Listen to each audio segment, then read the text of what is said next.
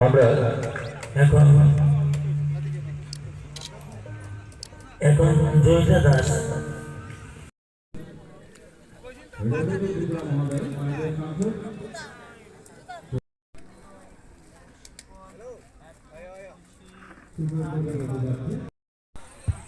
যতন খলমখা সবাইকে নমস্কার। একদিন আগে যদি করেন 13 তারিখ 14 তারিখ মিলিয়ে তো ভালো হবে আমি মনে করি। আমি আসলে 13 তারিখ মনে করে ইয়েস বলেছিলাম। জানাই স্যারকে মূল্যবান আলোচনা রাখার জন্য। এখন আজকের এই ছবি মোড়া উৎসব চক্রাকমা হাংড়াইতের এই শুভ উদ্বোধনী অনুষ্ঠানের সভাপতি তথা মাননীয় চেয়ারম্যান বিএসি অমরকোট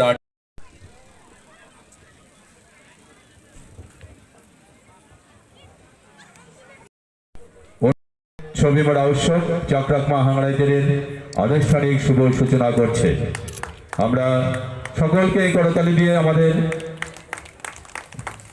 অসংখ্য ধন্যবাদ। এখন উদ্বোধনী সঙ্গীত মঙ্গল প্রদীপ প্রজ্বলনের মাধ্যমে এখন আনুষ্ঠানিকভাবে শুভ উদ্বোধন করতে যাচ্ছে। আমাদের আজকের অনুষ্ঠানে বিশেষ অতিথির আসন অলঙ্কৃত করা এই উৎসব হচ্ছে, এটাকে বিশেষভাবে রাজ্য সরকার এবার গুরুত্ব দেওয়া হচ্ছে, কারণ এই ছবি মোড়া আমাদের বিশেষভাবে একটা পর্যটন কেন্দ্র হিসেবে এখানে আত্মপ্রকাশ করেছে। ত্রিপুরার বাইরে থেকে দূর দূরান্ত থেকে যারা বিশেষভাবে ভ্রমণ পিপাসু তারা এখানে সমবেত হয় আসে। তো এখানে তারা এই প্রাকৃতিক সৌন্দর্য আমাদের চক্রাকমা, আমরা যেটা বাংলায় বলি দুর্গার মূর্তি রয়েছে, সেখানে দেখেন দুই দিকে প্রাকৃতির এক সবুজ বনায়ন যেন সুন্দর ভাবে এই আমাদের এই নদীর দুই পাড়ে সেজে রয়েছেন। যারা বাইরে থেকে আসে তাদেরকে মুগ্ধ করে, আকর্ষিত করে। সেই আকর্ষণ আমাদের দপ্তরের মানুষ সরকারের তরফ থেকে, কিন্তু আমরা লোকাল যারা এটাকে ঠিকভাবে ব্যবহার করতে না পারি তাহলে কিন্তু এই এলাকার যতই পরিকাঠামোগত উন্নয়ন হোক আমরা কিন্তু তার লাভ উঠাতে পারবো না। তার জন্য এই বিষয়গুলির প্রতি একটু নজর রাখবেন। আগামী দিনে পর্যটক হিসেবে যখন আমরা বাইরে যাই আমরা কি আশা করি যে জায়গায় আমরা যাই সেটা যদি আমরা নিজের দিক থেকে চিন্তা করি তাহলে অনেক বিষয়গুলি সেখানে চলে আসে, যেটা এতক্ষণ আমাদের বিধায়ক সাহেব বললেন। আমরা যখন কোথাও যাব, যাওয়ার সময় আমার যোগাযোগ ব্যবস্থা এয়ারপোর্ট থেকে নামার পরে আমার গাড়ি ধরতে হয়, এখানে আসার জন্য কি সুযোগ সুবিধা আমরা আছি সেটা আমাদের দেখতে হয়। তো তার জন্য রাজ্য সরকার বিমানবন্দর থেকে এই অমরপুরে ছবি মোড়ে আসার জন্য এতদিন যেটা ছিল না রাস্তা সেটা করে দিয়েছে। আসার পরে এবারে এখানে আসার পরে লোকাল যারা আমরা আছি, এই এলাকার বাসিন্দা যারা, আমাদের ব্যবহার কেমন, এটাও একটা কালচার আমাদের। আমরা কি সহযোগিতা করি না একটু হলে আমরা আক্রমণাত্মক মানসিকতা নিয়ে তাদের সঙ্গে খারাপ ব্যবহার করি, অথবা আমার এই এলাকার পরিষ্কার পরিচ্ছন্ন আছে কিনা, পরিবেশটা কেমন, সেটাও ডিপেন্ড করে, নির্ভর করে একটা ট্যুরিজম ক্ষেত্র কতটুকু জনপ্রিয়তা অর্জন করে। তো তার জন্য আমি অনুরোধ করবো এই এলাকার অমরপুরবাসী যারা, এটা আপনাদের বেশি করে দায়িত্ব যে এই এলাকাকে সুন্দর রাখা। এবং আমরা দেখেছি অনেক জায়গায় পলি ব্যাগ করে আছে, নোংরা ময়লা আবর্জনা। আমি আগামী দিনে আকর্ষণ করবো, দৃষ্টি আকর্ষণ সবার প্রতি, যে এইগুলির প্রতি আমাদের আরেকটু যত্নবান হওয়া উচিত। আমি যেহেতু এলাকার প্রতিনিধি, আমিও জনপ্রতিনিধি, আমারও দায়িত্ব আছে, আমিও সেখানে আছি আপনাদের সঙ্গে। এটা যদি খারাপ হয় তার জন্য আমিও দায়ী আছি। তো এইগুলি সম্পর্কে আমাদের সচেতন হওয়া। এবারে আসার পরে কেন আমাদের প্রধানমন্ত্রী কি বেশি পাওয়ারফুল না? আমরা যদি প্রোটোকল দেখি রাষ্ট্রপ্রধান মানে রাষ্ট্রপ্রধান, কিন্তু আমি মনে করি এটা আমাদের সংস্কৃতির জয়, আমাদের কালচারের জয়। কেননা আমরা বিশ্বকে এখন দেখাচ্ছি যে আমাদের সভ্যতা, আমাদের সংস্কৃতির মধ্যে আছে, বড়দের পায়ে ধরে আমরা নমস্কার করি। তো এটা আমাদের জয়। তো কাজে রবি ঠাকুরের যে স্বপ্ন যে ভারত শ্রেষ্ঠ আসন নেওয়া, আমরা এইভাবেই আমরা নেব। তো কাজে এই যে ছোট্ট আমাদের বিধায়ক বলেছেন আরো 10টা যদি হয়, এখানে আসার পরে থাকার পরে খাওয়ারের ব্যবস্থা। আমি নিজেও জম্মু থেকে কন্যাকুমারী, অরুণাচল থেকে আরো পশ্চিম ভারতের বিভিন্ন জায়গায় আমারও যাওয়ার সুযোগ হয়েছে। আমি দেখেছি যে আমরা যখন যাই, খাওয়ারের একটা চিন্তাধারা থাকে। আমরা তো ভাত এবং সবজি খেয়ে অভ্যস্ত, মাছ মাংস।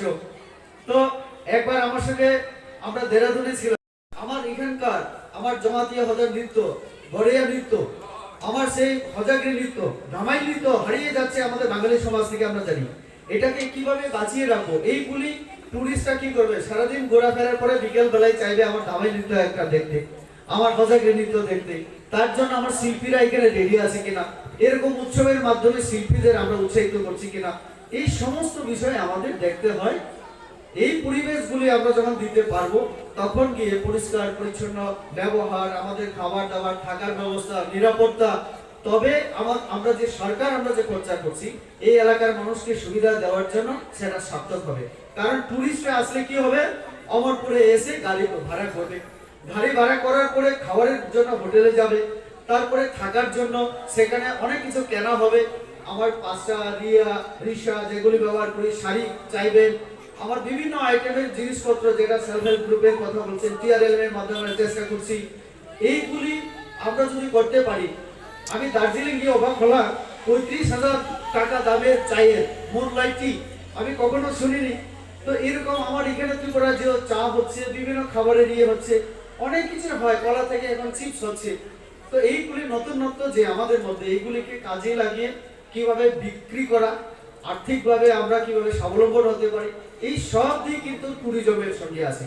আর যেহেতু পৌষ সংক্রান্তি উপলক্ষে মেলা হচ্ছে, এখানে ট্যুরিজম যেমন কাজ করবে, ট্যুরিজম আরো আকর্ষণীয় করা, তেমনি আমাদের সেখানে ধর্মের ব্যাপার, আধ্যাত্মিক বিষয়গুলো আছে, যেটা আমার বিধায়ক সাহেব বলেছেন যে আমাদের ভারতবর্ষের সংস্কৃতি কি, আমাদের এই সংস্কৃতি, ভারতবর্ষের যে সিভিলাইজেশন, বিশ্বের অন্যান্য থেকে আমাদের এটা কোনো অংশে কম নয়।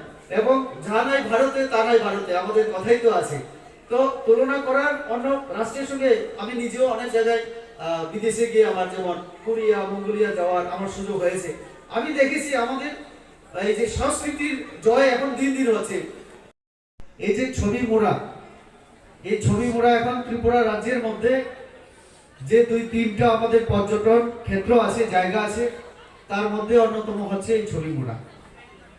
রিসেন্টলি আপনারা জানেন, যিনি ইন্ডিয়ান ক্রিকেটের ক্যাপ্টেন, বিসিসিআই এর যিনি প্রেসিডেন্ট ছিলেন, বিশ্বের সবথেকে যিনি জনপ্রিয় ক্রিকেটার হিসেবে পরিচিত, আমাদের সৌরভ গাঙ্গুলি, আমাদের অ্যাম্বাসেডর হিসেবে তিনি এই সাম্প্রতিককালে সফর করে গেছেন।